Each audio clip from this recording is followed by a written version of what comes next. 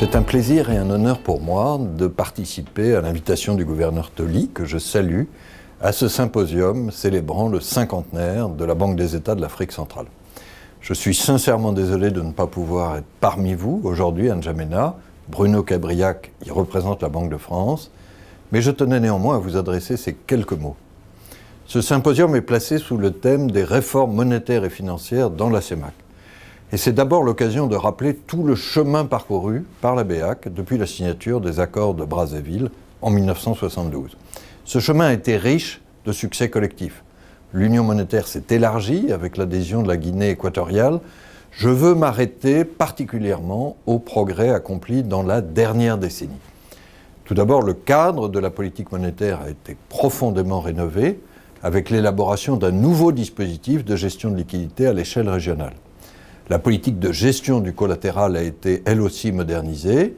Ces réformes participent à renforcer à la fois la transmission du signal de politique monétaire à l'économie réelle et le développement du marché interbancaire.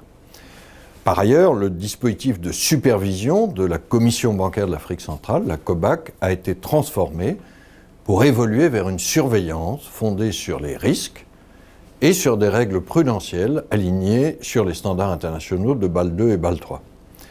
Plus encore, la BEAC a su renforcer la stabilité financière en CEMAC, avec notamment la mise en place du Conseil de stabilité financière. Et enfin, la BEAC a joué un rôle clé dans la consolidation des réserves de change régionales, permettant le succès, au moins ces dernières années, de la stratégie initiée au sommet de Yaoundé en 2016, mise en œuvre avec l'aide du FMI et des partenaires. Alors la BEAC a d'abord fait ceci grâce à une politique monétaire commune, en cohérence avec cette stratégie. Ensuite, grâce à la mise en place d'une nouvelle réglementation d'échange, plus souple que la précédente, mais effectivement appliquée au niveau de l'Union et qui contribue aussi à la consolidation des réserves de change.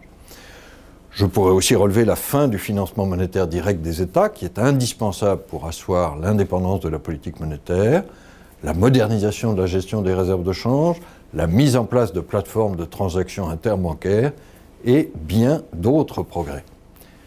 Toutes ces réformes contribuent à renforcer tant le maintien d'une inflation faible que la crédibilité du régime de change.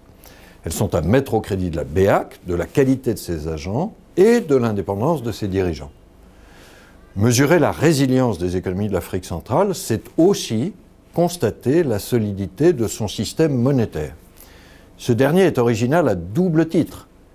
D'une part, avec un système de change fixe avec l'euro, choisi souverainement par les gouvernements de la CEMAC et garanti de façon illimitée et inconditionnelle par la France, et d'autre part, le cadre d'une union monétaire qui traduit la volonté de solidarité des États membres. Cette double originalité, qui est partagée avec l'UEMOA, est une force pour les 6 économies de la CEMAC. Alors, certains pays ont connu au cours de ces 50 dernières années de graves crises politiques et sécuritaires. Mais les populations ont toujours continué à bénéficier d'une monnaie stable et crédible, un avantage substantiel par rapport aux pays voisins. Cette stabilité a directement préservé les ménages modestes et elle a contribué à soutenir une croissance inclusive dans la zone. Elle continue à le faire aujourd'hui. Pour vous donner quelques chiffres, en 2022, selon les dernières prévisions du FMI, la CEMAC devrait enregistrer une inflation de 4,5%. À titre de comparaison, on attend 27% au Ghana, près de 19% au Nigeria, plus de 14% dans l'ensemble de l'Afrique subsaharienne. Ces résultats supposent toutefois, plus que jamais, le maintien d'une discipline collective et la poursuite d'une stratégie de convergence économique qui pourrait s'appuyer sur le renforcement du cadre de la surveillance multilatérale. Je veux enfin, pour conclure cette intervention, évoquer les temps incertains que nous traversons. Après la crise de la Covid-19, l'invasion de l'Ukraine par la Russie est venue enrayer brutalement la reprise de l'économie mondiale. La résurgence des tensions inflationnistes est un défi qui concerne toutes les régions du monde, l'Afrique subsaharienne comme la zone euro. La Banque centrale européenne a, vous le savez, entamé de ce fait, cette année, la normalisation de sa politique monétaire. La Réserve fédérale américaine poursuit le resserrement de la sienne.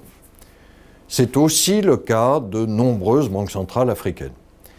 Je félicite la BEAC d'avoir en la matière fait montre de réactivité et de détermination face à l'inflation, en relevant progressivement, depuis novembre 2021, son taux directeur de 125 points de base.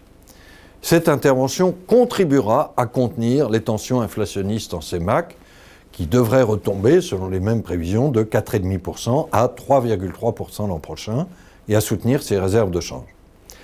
Un autre point d'attention est la progression ces dernières années du niveau de la dette publique, en Afrique subsaharienne en général, mais aussi en CEMAC, et la crise sanitaire y a donné un coup d'accélérateur.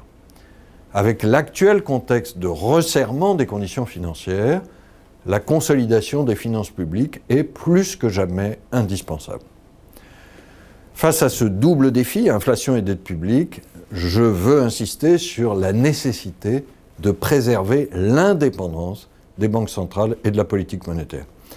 Il peut être tentant pour les gouvernements, et pas seulement en zone CEMAC, de mobiliser la politique monétaire au service de politiques budgétaires expansionnistes. Mais ceci alimenterait une spirale néfaste d'endettement et d'inflation et affecterait la crédibilité de la monnaie.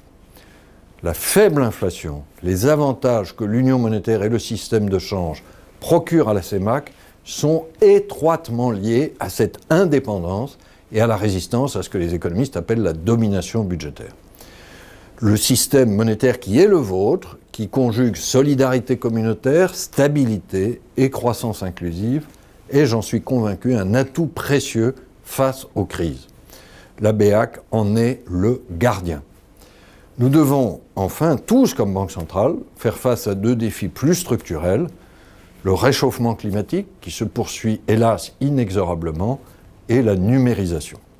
En ce 50e anniversaire, le gouverneur que je suis aussi, dirigeant d'une banque centrale amie et partenaire de la BEAC, ne peut que vous souhaiter longue vie. Encore mes plus chaleureuses félicitations au gouverneur Tolly, au gouvernement de la BEAC et à tous ses agents engagés dans ces 50 ans de succès.